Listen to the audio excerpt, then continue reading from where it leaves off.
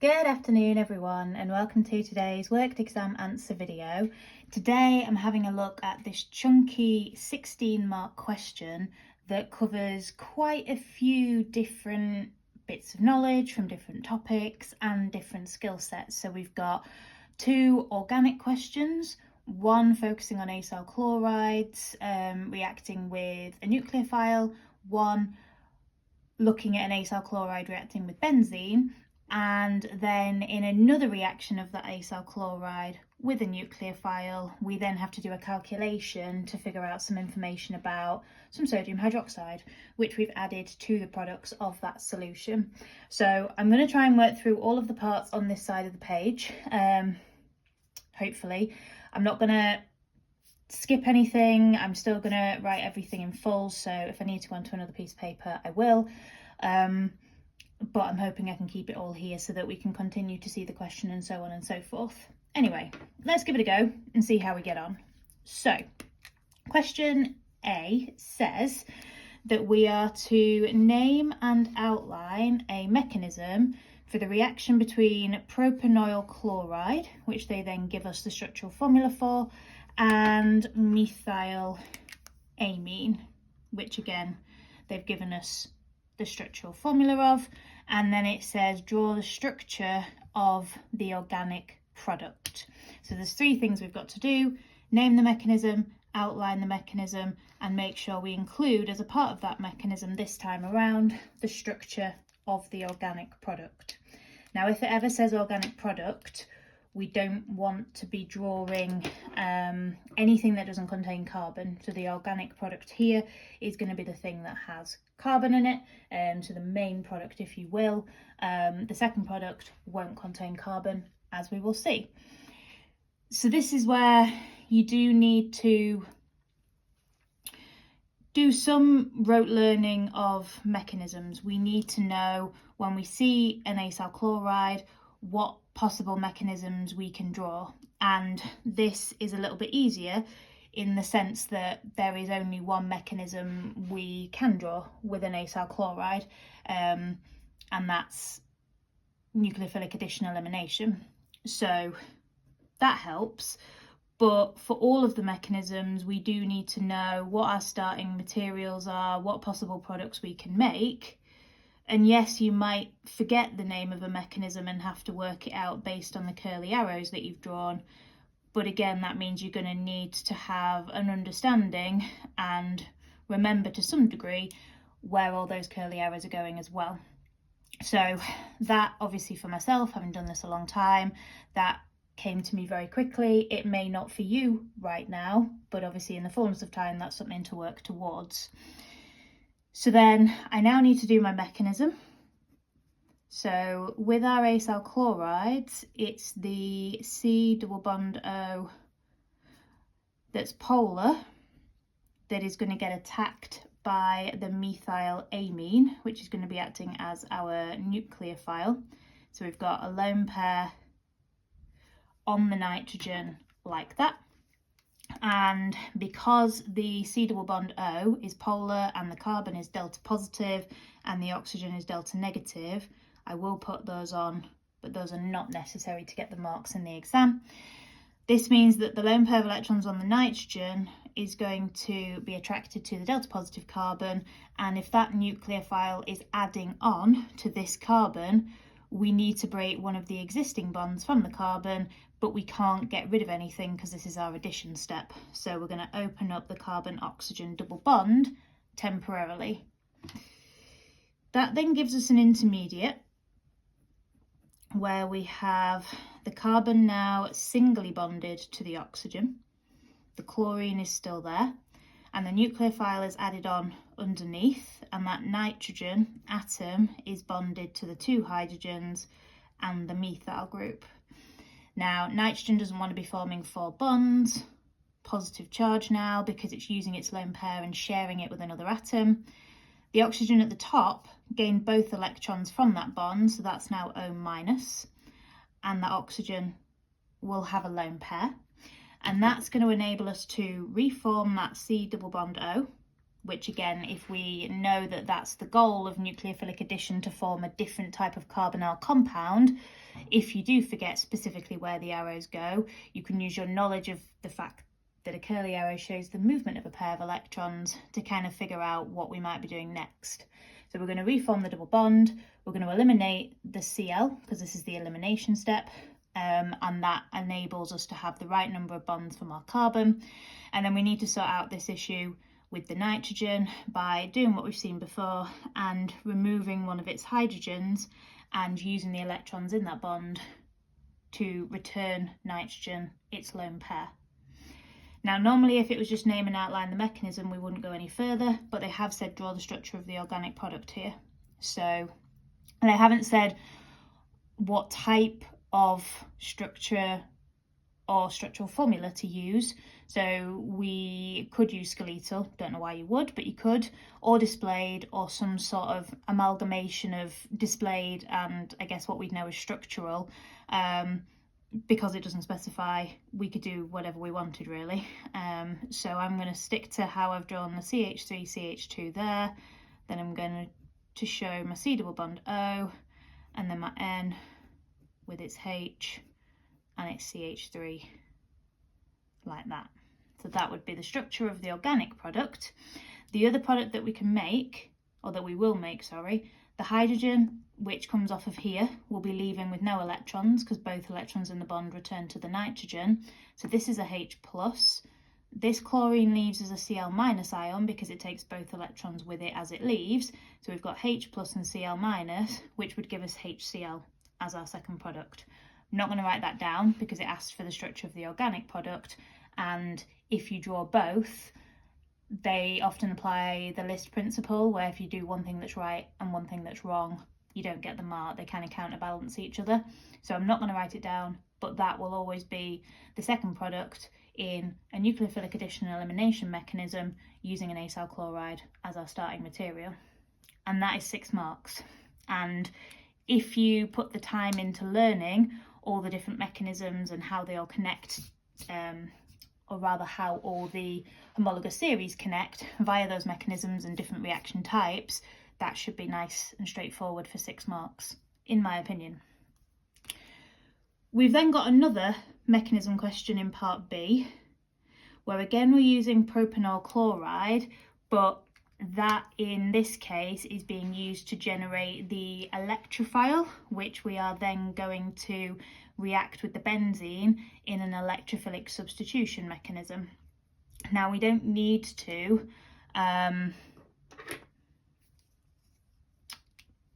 name the mechanism here.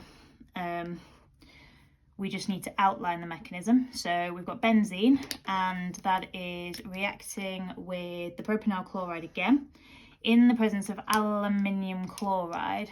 And we have to write equations to show the role of the aluminium chloride as the catalyst in this reaction. And then we have to outline a mechanism for this reaction of benzene. So we don't need to draw the final product here. We're not going to get any marks for drawing the final product here, because we're going to get 1 mark for each of the equations that we write to show the aluminium chloride acting as a catalyst. We're going to get 3 marks for the mechanism itself. So don't need to draw the product, don't need to name it. Let's see what we do need to do. So aluminium chloride, because it's acting as a catalyst, it can't be permanently changed. Catalysts are not used up, and in this particular mechanism, the aluminium chloride does get involved at the beginning. It helps in the generation of the electrophile, but because we have to reform the catalyst, we're then going to need to write a second equation to show how we can turn it back into the aluminium chloride that we had at the start.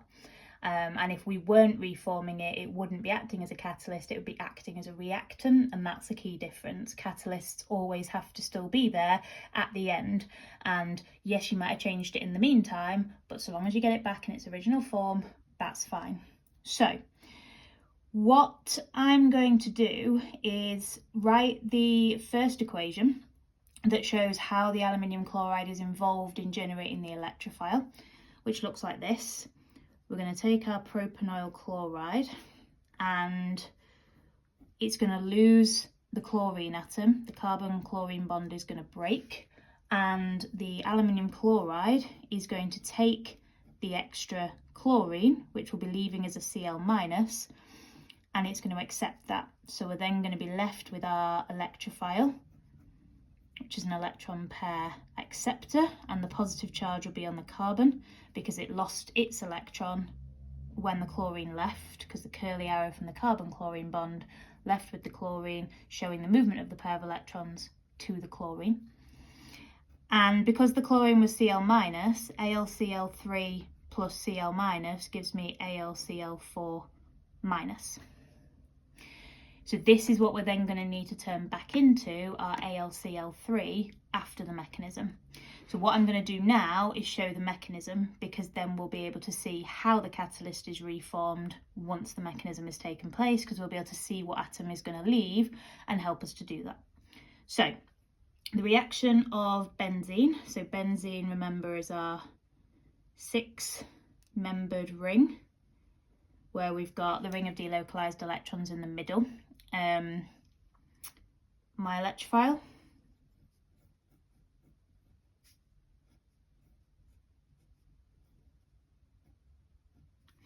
and then my curly arrow is going to come from the ring of delocalized electrons, because that's my region of high electron density, and that is going to attack the positive carbon, and the electrophile is going to accept a pair of electrons from the benzene ring.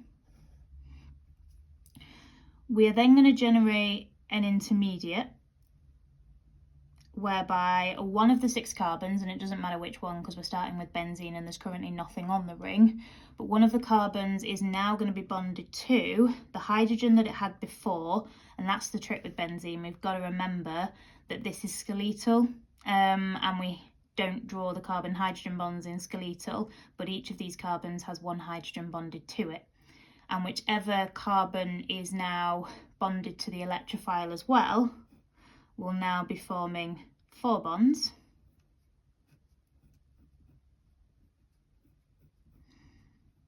And that's going to break the ring of delocalized electrons, because that carbon there is no longer in sorry, English is failing me as always. It's not in possession of an electron anymore. I know they're delocalized, but each carbon contributes 1. Well, that carbon can't contribute anymore. So the ring is now broken, and we have to be careful with the horseshoe that we don't extend it past the adjacent carbons to where the electrophile has been positioned. The ring is now slightly electron deficient, so positive charge in there, and then benzene gets a lot of stability from its ring of delocalized electrons, so this hydrogen needs to come off so that those electrons can replenish the ring, and this is why benzene undergoes substitution reactions, not addition, because we can't permanently break the ring or benzene will lose all of its stability, and it's not happy to do that. Now, I said I wanted to do that so we could see which atom is coming off, which is this H, which will also be leaving as a H+, because both electrons in the carbon-hydrogen bond are going back into the ring. So when it comes to reforming the catalyst, the aluminium chloride AlCl4- is going to react with that H+ that we substituted off of the benzene ring, which is going to regenerate the AlCl3 catalyst and make the second product that we get, HCl. So those are the 2 equations showing that aluminium chloride is a catalyst. Yes, it is involved in the first step, but we reform it at the end of the mechanism, and there's our mechanism. So 3 marks, 1 for each curly arrow, 1 for your intermediate. Okay. Now part C, we're going to get into some maths. But the first thing that we have to do is write an equation for the reaction of propanoyl chloride again with water. Now we're using an excess of water, and we're adding the excess of water to 1.48 grams of the propanoyl chloride. Then it says aqueous sodium hydroxide is then added from a burette to the resulting solution, i.e. what is left over after the reaction, which is going to be some water because that's in excess, and we're going to have to figure out what the products are when we write that equation first. We are then having to calculate the volume of the sodium hydroxide solution, when it has a concentration of 0.42 moles per decimetre cubed that is needed to react exactly with the mixture formed. And that's a little bit of a clue that we need to figure it out in relation to the propanoyl chloride, not the water, because the water is in excess. Not that we can work anything out for the water because we don't have any data for that. So, first of all, we need to write an equation for propanoyl chloride reacting with water.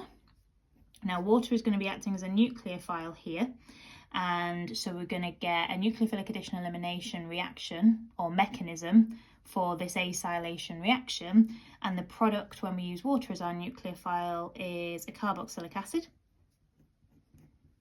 So it's going to go from being COCl to COOH, and just like in this nucleophilic addition elimination mechanism here, the chlorine will be eliminated, as will one of the H's from the water nucleophile. So we're going to make HCl again as our second product.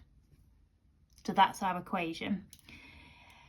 Now, once we've got that, we don't need to do any balancing, that's already balanced. Once we've done that, there's a couple of things that we might choose to do next. We might look to work out the moles of propanoyl chloride because we've got the 1.48 grams as our mass, and whenever we're thinking about equations, we want to be thinking in terms of moles. So you might choose to do that next, or you might be having a think about which of these two things the sodium hydroxide might react with. And the answer to that is both. This is a weak acid and will react with sodium hydroxide in a 1-to-1 ratio. This is a strong acid and will react with sodium hydroxide in a 1-to-1 ratio. So once we've got the moles of the two products that we've made from the moles of the propanoyl chloride, we can then think about how many moles of sodium hydroxide would be needed to react with each of them, total that up, and then use those moles and the concentration to work out a volume. Okay, so next thing that I'm going to do is work out the MR of the propanoyl chloride. So we've got 12 plus 3 plus 12 plus 2 plus 12 plus 16 plus 35.5, which gives me an MR of 92.5. And then we can figure out the moles. So doing 1.48 divided by 92.5 to get my moles, which is 0.016. And because we are forming the carboxylic acid and the hydrochloric acid in a 1-to-1 ratio with the propanoyl chloride, that means that the moles of the propanoic acid, we're going to make is 0.016, and the moles of the hydrochloric acid that we're going to make is 0.016. Now, what I would always advise is, if you're not sure how two substances react together in terms of their reacting ratio, is always to write out a balanced chemical equation so that you can see how they react together.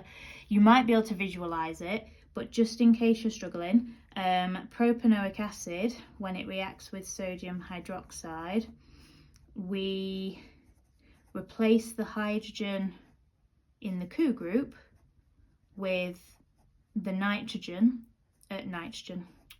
Apologies everybody, I have a little bit of concussion from my football match yesterday, and it's affecting my ability to think and say the right things today. I'm very sorry. The sodium replaces that hydrogen to make this salt, and then we get water.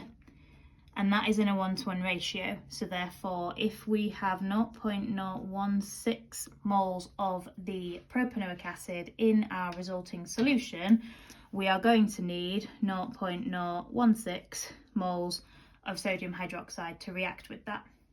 And now we need to think about the same thing for the hydrochloric acid. So HCl plus NaOH. Bit of a simpler equation, this one. We've got NaCl, because the sodium is going to replace the H of the HCl, and we're going to make water because acids and alkalis react together to make salts and water. That's our general equation.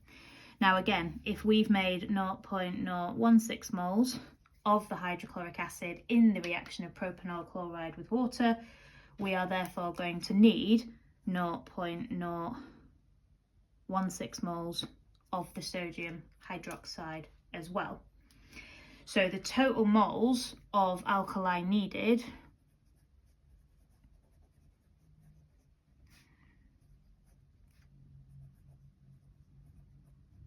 to react exactly with both of those acids is 0.032. We've got the concentration of 0.42, so if moles is concentration times volume, volume is equals to moles divided by concentration, so 0.032 divided by 0.42, and this will give me an answer in decimeters cubed, which is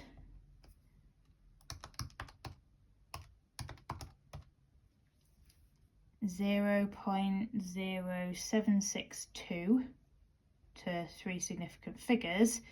It doesn't say what units to give our volume in, but I'm just going to convert them into centimeters cubed to see if that feels like a sensible sort of number.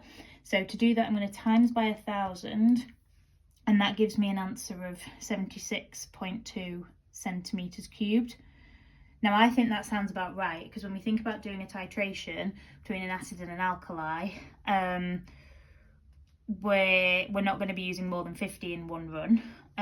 We don't know the concentrations of the acids at all based on this question, but if we were to divide that by 2, we'd be using 38 centimeters cubed in each reaction.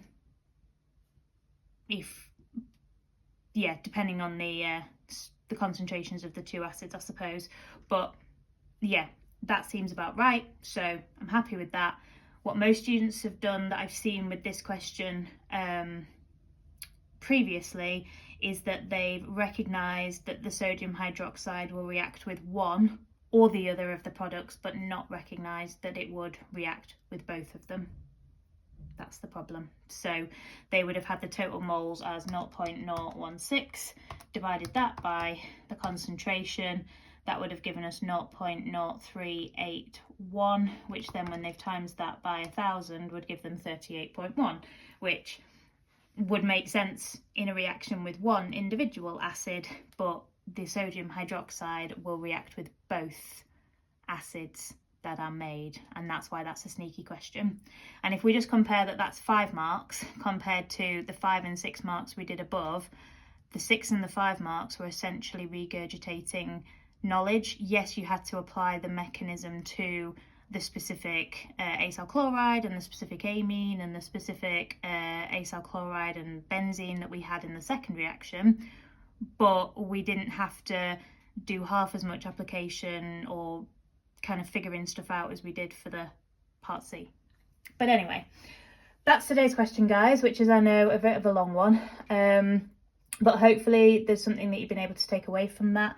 And if anything that I've laid out in this question does not make sense, then as always, please do get in touch with me. You can leave a comment on the video, or you can send me an email to missg.tutoringandresources@outlook.com. Hope you have a wonderful rest of your day, guys, and a great week. Thank you so much for watching.